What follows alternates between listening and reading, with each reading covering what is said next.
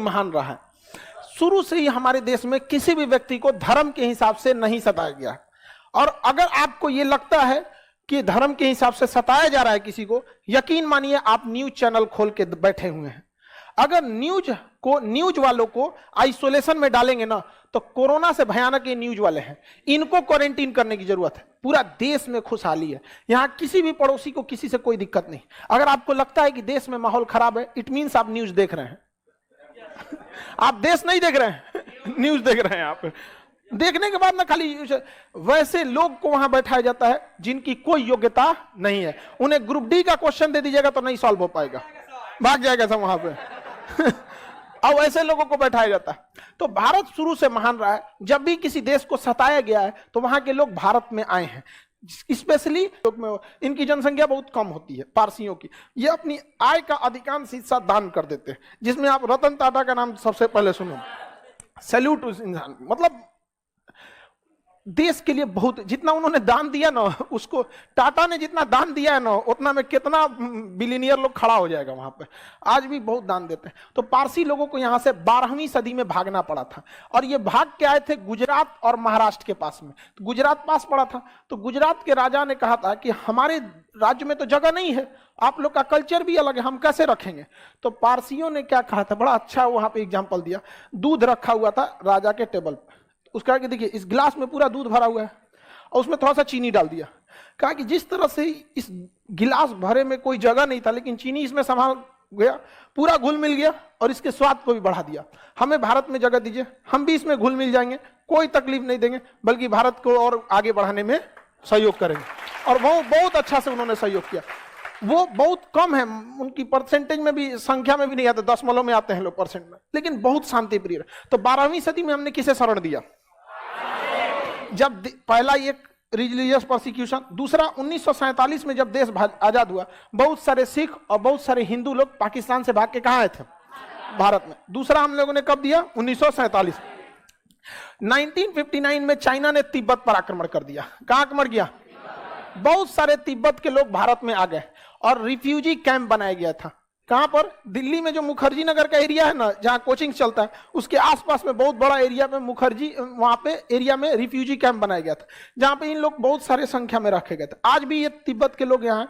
पटना में एक मार्केट लगता है, लहासा मार्केट जंक्शन के बाहर, तो हमारे यहाँ तिब्बत के बौद्ध लोगों को रहने में कोई दिक्कत नहीं होता है। तो दूसरा यहाँ हुआ था। उसके बाद चौथा नंबर पे रसिया ने आक्रमण कर दिया था अफगानिस्तान के ऊपर 79 में। तो बहुत सारे लोग अफगानिस्तान से कहां आ गए? भारत में। ये कब आए थे? 79 में। ये कब आए? 12वीं सदी में। तो यहां से आ गए लोग। 1980 में तमिलों के ऊपर भयानक अत्याचार हुआ। LTTE, liberation tigers of Tamil इलम, लिबरेशन टाइगर्स ऑफ तमिल इलम। यहां से बहुत सारे तमिल लोग भाग के कहां शरण लिए? भारत में। भारत में बहुत सारे लिए। कब लिए? 1980 के दशक में यहां से भी भाग के क्या लिए थे लोग? शरण लिए थे यहाँ पे। 1971 में बांग्लादेश से जब लड़ाई हुआ था, तो बांग्लादेश में बहुत भयानक अत्याचार हुआ। पाकिस्तान अपना ही उसका देश था बांग्लादेश, बंगालियों को कहता था तुम किसी काम के नहीं है, क्योंकि वो बंगाली बोलते थे, ये अपने आप को श्रेष्ठ सोचते। इसकी सेना अपने ही देश में घुस के ऑफिशियली 30,000 महिलाओं का रेप किए थे सब। इसकी सेना खुद अपने देश की, ये किसी के नहीं है। अगर आपको लगता है कि मतलब नहीं, ऐसा बात नहीं बोलना चाहिए, तो उनको इतिहास के बारे में जानकारी नहीं है। समझ में आ गया कि नहीं आ गया? ये अपने ही देश का। और लॉजिक क्या दिए थे? ये बांग्लादेश वालों को बोले थे, ये बांग्लादेश वाले प्योर पाकिस्तानी नहीं है, इसलिए जब हमारे बच्चे पैदा होंगे तो प्योर पाकिस्तानी होंगे। ये लॉजिक है इनका। ये लोग भाग के कहां आए थे? भारत में आए थे। और इतने करोड़ों की संख्या में लोग शरण लिए थे। हमारी चौथी पंचवर्षीय योजना इनको शरण देने के चक्कर में विफल हो गई, अनाज कम पड़ गया था। लेकिन भारत किसी भी देश का नाम एक दिन में नहीं हो सकता है। कहा जाता है Rome was not built in one day. 12वीं सदी से लेकर आज तक भारत दूसरों को शरण देते आया है यहाँ पर। तो 1971 में बांग्लादेश के लोग आए। समझ आ गया कि नहीं? 2015 में म्यांमार से मारा गया किसको? रोहिंग्या को। तो रोहिंग्या 2015 में कहां शरण लिए सर? हाँ, भारत। यहां से ये मामला तेज पकड़ लिया रोहिंग्यों से। समझ में आ गया कि नहीं? आगे बढ़े। लेकिन इसमें हमारी भी गलती है। जब रोहिंग्यों को सेटल नहीं करना था तो सेना को पीछे क्यों हटने को आदेश दिया गया? सेना अगर आप घुस जाएंगे चाइना में, आप म्यांमार में घुस के देखिए तो उसकी सेना को सख्त आदेश से मार देना। लेकिन म्यांमार से कैसे घुस गए सब रोहिंग्या इतना ज्यादा? सेना पीछे हटी थी। आदेश देखिए, जैसा आदेश रहेगा वैसे ही सेना करे। और सेना को बोलिए ना तू म्यांमार खाली करा के चला है, नहीं समझे? क्योंकि मीडिया को एक मसाला मिल गया। मीडिया से पूछिए ना, अच्छा ठीक है रोहिंग्या समस्या है, ठीक है ये सब चीज है, उसको सॉल्व करेंगे। आने कौन दिया? मिलते हैं ब्रेक के बाद। आप बीमारी को आने क्यों दिए? आप लाखों की संख्या में घुसा दिए यहां पर। अब म्यांमार मानेगा ही नहीं, क्योंकि वो डॉक्यूमेंट लेके तो आए नहीं है, पासपोर्ट लेके आए ही नहीं है। तो आपको पहले ना सोचना चाहिए, यहां पर देश की समस्या इतना। तो मीडिया वाला ब्रेक के बाद कहेगा इसको कह दो तबीयत खराब हो गया, चल गया इसका, चाहे इसका माइक कम करो, इसको चिल्लाने दो, इसको पोले खोल देगा हम लोग कहते। यहां पर समझ में आएगी नहीं? इतने लोग भारत में क्या हो गए, आ गए। अब दिक्कत हो गया कि इन लोग को नागरिकता कैसे दिया जाए। इन लोग के पास एक ही ऑप्शन था, सबसे जल्दी नागरिकता लेना है तो पंजीकरण। किसके द्वारा? पंजीकरण द्वारा। किसके द्वारा? पंजी। तो भारत सरकार ने एक घोषणा किया कि जो भी लोग स्पेशली भारत में आए थे अफगानिस्तान, पाकिस्तान और बांग्लादेश में, यहीं पे कहां से? अफगानिस्तान, पाकिस्तान और बांग्लादेश। तो सरकार ने एक नियम बनाया कि जो भी लोग यहां, जो भी अल्पसंख्यक धार्मिक प्रताड़ना के शिकार हो रहे हैं, समझिएगा, टेक्निकल वर्ड सोचिएगा, माइनॉरिटी जो भी रिलीजियस परसिक्यूशन को फेस कर रहे हैं वो भारत में आ सकते हैं। लेकिन शर्त यह है कि 2014 से पहले आए जाना चाहिए, तब हम उन्हें 2020 में नागरिकता दे देंगे। ये देखिए ना, ये तो ऑलरेडी पंजीकरण के शर्त को पालन नहीं कर लिया, नहीं पालन कर लिया। अरे भाई 2014 से पहले आए हैं और आपको दिया जाएगा 2020 में, तो 14, 15, 16, 17, 18, 19, 20 हो तो गया, पंजीकरण का हो गया। तो इसके लिए एक अलग से नियम बना दे, सीए। क्या ये अलग नियम है? सेम पंजीकरण है। सेम क्या है? पंजीकरण। आपको पहले से पता है, ये तो हमारा रजिस्ट्रेशन में पहले भी कितना साल है? 7 साल।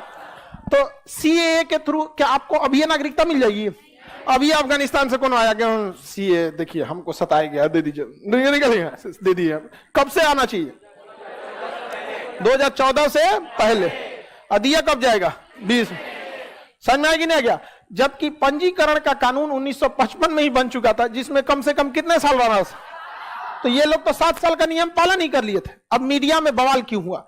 ये मीडिया में बवाल नहीं हुआ, बवाल कराया गया था। समझिए कैसे। सुप्रीम कोर्ट में या जब नियम बना तो हम लोग कानून के ऊपर नहीं है, हम लोग संविधान के नीचे। संविधान कहता है कि देश का कोई कानून किसी धर्म को ध्यान में रख के नहीं बनाया जा सकता। तो इस कानून में कोई धर्म को ध्यान में नहीं रखा गया था। कहा गया था कि 3 हमारे पड़ोसी देश जहां से सबसे ज्यादा माइग्रेशन होता है, अगर वो लोग माइनॉरिटी में हैं, किसमें है? माइनॉरिटी में है, और उनके ऊपर धार्मिक प्रताड़ना होती है तो भारत में आ सकते हैं। अब देखो ध्यान से इसको कैसे मैनिपुलेट होता है। अफगानिस्तान में मुसलमान को छोड़ के सब अल्पसंख्यक है, पाकिस्तान में मुसलमान को छोड़ के सब अल्पसंख्यक है, अफगानिस्तान में मुसलमान को छोड़ के सब अल्प। तो सरकार नियम में लिखती है, ध्यान से समझिएगा, सरकार नियम में लिखती है कि पड़ोसी देश के अल्पसंख्यक जो धार्मिक प्रताड़ना के शिकार हैं वो भारत आ सकते हैं, उन्हें सीए के तहत नागरिकता दी जा सकती है। लेकिन भाषण में बोला जाता है कि पाकिस्तान, अफगानिस्तान, बांग्लादेश से हिंदू, बौद्ध, जैन, सिख, ईसाई, मुस्लिम को छोड़कर सबको नागरिकता दी जाएगी। बात समझ रहे हो? समझ गए? तो वो भाषण था। जबकि सुप्रीम कोर्ट ने सरकार को बुलाया, ये क्या है? तो सरकार वहां खड़ा होकर कही थी कि भाषण से हमको क्या बहस है, हमको भाषण से क्या मतलब है, हम आपको लिखित में दे रहे हैं कि जो लोग धार्मिक प्रताड़ना के शिकार हैं और अल्पसंख्यक हैं हम उन्हें नागरिकता दे रहे हैं। अल्पसंख्यक को हमारा देश मान्यता देता है, क्योंकि हमारे देश में ही पूर्वोत्तर भारत में नागालैंड हो गया, मिजोरम हो गया, वहां हिंदू अल्पसंख्यक है। तो अल्पसंख्यक कोई गलत वर्ड नहीं है। तो सरकार सुप्रीम कोर्ट में क्या बोल रही है? अल्पसंख्यक। कानून में क्या लिख रही है? अल्पसंख्यक। भाषण में मुस्लिम छोड़कर सब। समझ में? और यह बात अभी तक उन लोग को नहीं समझ में आ रहा था कि सरकार को नागरिकता किसी को देना चुटकी का खेल होता है, गृह मंत्रालय का चुटकी का खेल। लेकिन ये सब समझ में आ गई नहीं क्या? अब क्लियर समझ रहे हैं? टेक्निकल भाषा